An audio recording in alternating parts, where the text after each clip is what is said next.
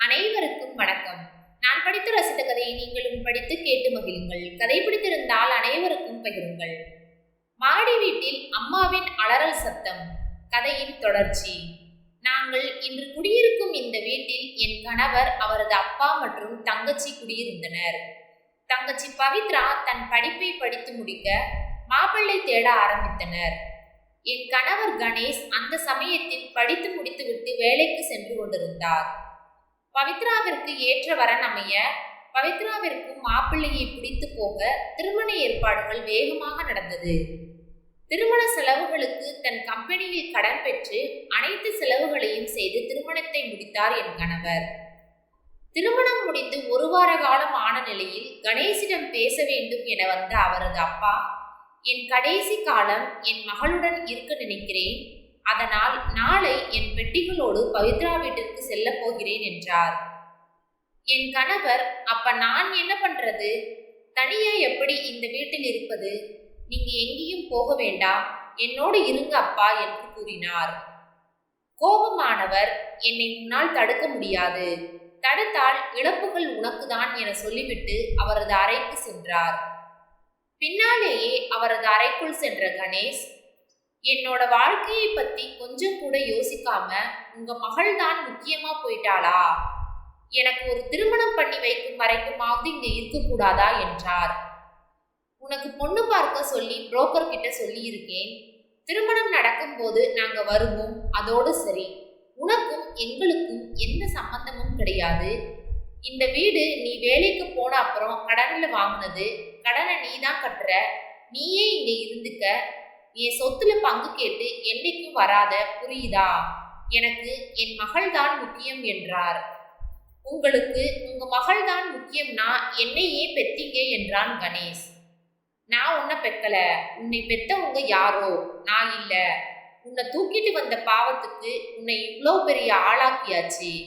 இனியும் உன்னை என்னோட பிள்ளைன்னு சொல்ல எனக்கு மனசு வரல, உன்னை ஏத்துக்கவும் முடியாது என்றார். என்னை உங்களோட பிள்ளை இல்லைன்னு சொல்லிட்டீங்க. நீங்க வேணா அப்பாவா நடிச்சிருக்கலாம், ஆனா நான் நடிக்கல. உங்களை அப்பான்னு மனசார நினைக்கிறேன் என்றார். உங்க சொத்துல என்னைக்கும் நான் பங்கு கேட்டு வரமாட்டேன். என் தங்கச்சிக்கே கொடுங்க, தாராளமா நீங்க என்னோட வீட்டை விட்டு போகலாம். ஆனா என்னை பத்தின உண்மையை மட்டும் சொல்லிட்டு போங்க என்றான் கணேஷ். என் கணவரிடம் அவரை பற்றிய உண்மையை சொல்ல ஆரம்பித்தார். எனக்கும் என் மனைவிக்கும் திருமணமாகி 4 ஆண்டுகள் குழந்தை இல்லை. எங்களது சொந்த பந்தங்கள் விசேஷங்களுக்கு செல்லும் போது குழந்தை இல்லை என பின்னால் பேசுபவர்களாலும் எங்களுக்கு அட்வைஸ் செய்பவர்களாலும் எந்த விழாவிற்கும் செல்லக்கூடாது என இருந்தோம். அப்போதுதான் என் நண்பர் ஒரு அழகான ஆண் குழந்தை அருகில் உள்ள அனாதை ஆசிரமத்தில் இருப்பதாக சொல்ல, நாங்கள் அங்கு சென்று உன்னை தத்தெடுத்து கொண்டு வந்தோம். நீ வந்த பிறகு எங்கள் வாழ்க்கை சந்தோஷமாக மாறியது. என் மனைவி கர்ப்பமானாள். எங்கள் இருவருக்கும் பெண் குழந்தை பிறந்தது. அவள்தான் பவித்ரா. பவித்ரா வந்த பிறகு உன் மீது நான் வைத்திருந்த பாசம் முழுவதும் எனக்கு பிறந்த மகளுக்கு மட்டுமே என நினைத்து உன்னை வெறுத்தேன். இந்த விஷயத்தை தெரிந்து கொண்ட என் மனைவி உன்னை பொத்தி பொத்தி பாதுகாத்தாள். எனக்கு வேலை பட்டணத்திற்கு மாற்றலாக நாம் வீட்டை காலி செய்துவிட்டு இங்கு வந்து செட்டில் ஆகிவிட்டோம். பவித்ராவிற்கு 3 வயதும் உனக்கு 5 வயதும் இருக்கும்போது என் மனைவிக்கு உடல்நிலை சரியில்லாமல் போனது. ஆஸ்பத்திரியில் குணப்படுத்த முடியாத நோய் வந்துள்ளது. அதிகபட்சம் 1 வருடம் உயிரோடு இருப்பாள் என சொல்லிவிட்டார்கள். நான் உயிராக நேசித்தவள் என் மனைவி. அவளை காப்பாற்ற மருத்துவமனை ஒவ்வொன்றாக அலைந்தேன்.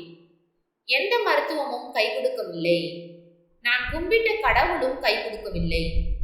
என் மனைவி இறக்கும் போது உன்னை வளர்த்து ஆளாக்க வேண்டும் என என்னிடம் சத்தியம் வாங்கினாள். அதற்காக உன்னை வளர்த்தேன். நீயும் இன்று சுயமாக சம்பாதிக்கும் அளவுக்கு வளர்ந்து விட்டாய். என் கடமை முடிந்தது. என் மகளிடமே போகிறேன்.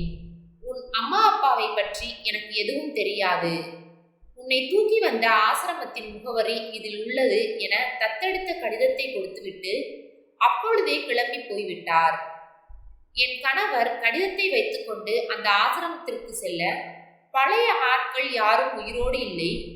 அங்கிருந்த பழைய ரெஜிஸ்டரை பார்த்து அவரை குப்பை தொட்டியில் கிடந்ததாக ஒருவர் வந்து சேர்த்துள்ளார் என்பதை தெரிவித்தனர்.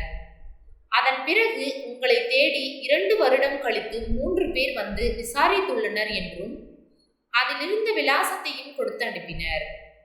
அவர்கள் கொடுத்த விலாசத்திற்கு சென்று கதவை தட்டினார் என் கணவர். கதவை திறந்து கொண்டு வந்த முதியவர் யார் என்பதை விசாரித்துவிட்டு உள்ளே அழைத்து சென்று உட்கார வைத்தார்.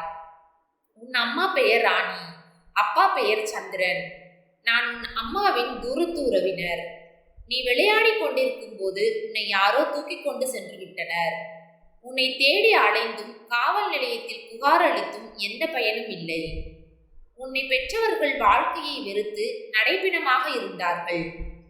நீ கிடைத்து விடுவாய் என்று மனதின் ஓரத்தில் நம்பிக்கையோடு உயிரோடு இருந்தனர். 2 வருடம் கழித்து காவல் நிலையத்தில் இருந்து அழைத்தனர். உன் அப்பா, அம்மா மற்றும் நான் என 3 பேரும் சென்றோம். குழந்தையை திருடியவனை கண்டுபிடித்து விட்டோம். குழந்தையை விற்க முடியாமல் ஏதோ ஆசிரமத்தில் சேர்த்ததாக சொல்கிறான் என ஆசிரமத்தின் விலாசத்தை கொடுத்தனர். விலாசத்தில் இருந்த ஊருக்கு ஓடினோம். நீ இருந்த ஆசிரமத்திற்கு வழி கேட்டு அங்கு வந்து உன்னை பற்றி விசாரிக்க உன்னை தத்தெடுத்து கொண்டு போய் விட்டதாக தெரிவித்தனர். அவர்கள் முகவரியை வாங்கி கொண்டு ஓடினோம்.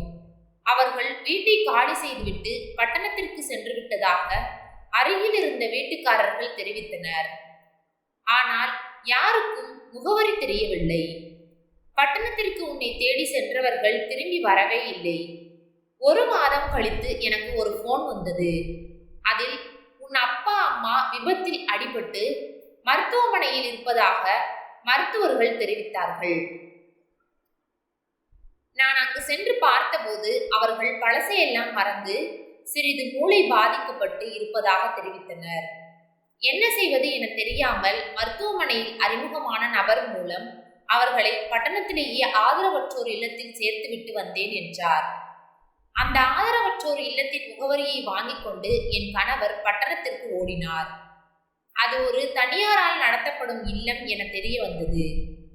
வெளிநாட்டில் இருந்து பணம் பெறுவதற்காக இவர்களை போன்ற யாரும் இல்லாதவர்களை அங்கு அடைத்து வைத்து போதிய உணவு கொடுக்காமல் யாரிடமும் பேச விடாமல் இருட்டு அறைகளில் பல வருடங்களாக வைத்திருப்பது தெரிந்தது.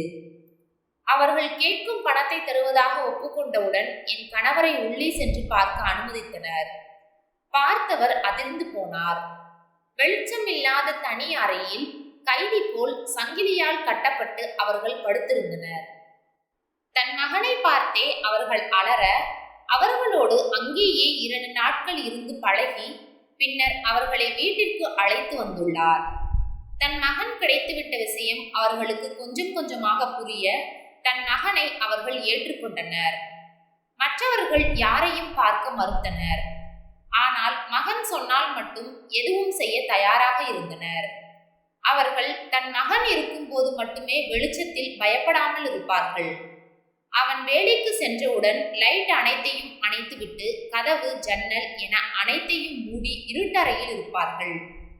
என் கணவருக்கு என்னை திருமணம் செய்து வைக்க ஏற்பாடுகள் நடக்க அவர்களை ஒரு வாடகை வீட்டில் தங்க வைத்திருந்தவர், திருமணத்திற்கு பிறகு என் வாயாலேயே வீட்டை வாடகைக்கு விடுவோம் என சொல்ல வைத்து அவர்களை அன்று ஆட்டோவில் ஏற்றி கொண்டு வந்து என்னிடம் பேச வைத்துள்ளார். மனிதர்களை பார்த்தாலே பயந்து அலரும் அவர்களை என் போட்டோவை காட்டி மருமகள் என தினமும் சொல்லி அவர்கள் என்னை பார்த்தால் பயப்படாதவாறு மனநிலையை மாற்ற முயற்சி செய்துள்ளார்.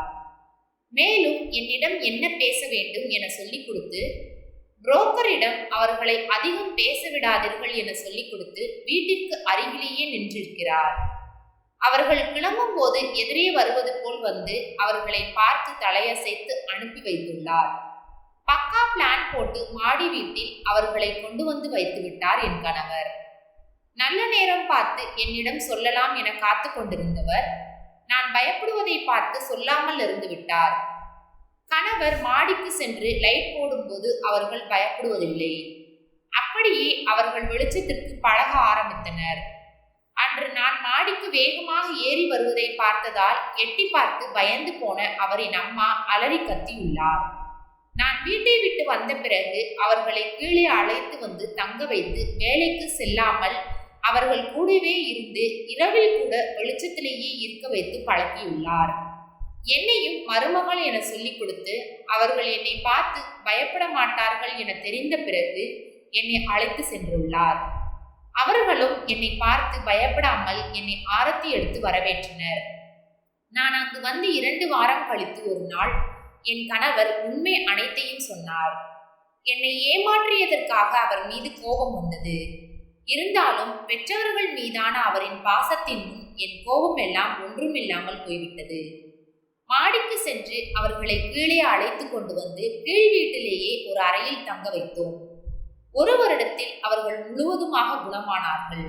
அதன் பிறகு எங்களுக்கு பிறந்த பிள்ளையை அவர்களது பேத்தியை கொஞ்சிக் கொண்டு அவளோடு நேரத்தை செலவிட்டுக் கொண்டு மகிழ்ச்சியாக இருக்கிறார்கள். நன்றி. கதை பிடித்திருந்தால் லைக் பண்ணுங்க, ஷேர் பண்ணுங்க, சப்ஸ்கிரைப் பண்ணுங்க. உங்களுடைய கருத்தை கமெண்ட் பாக்ஸில் தெரிவிக்கவும். தங்கள் ஆதரவிற்கு நன்றி.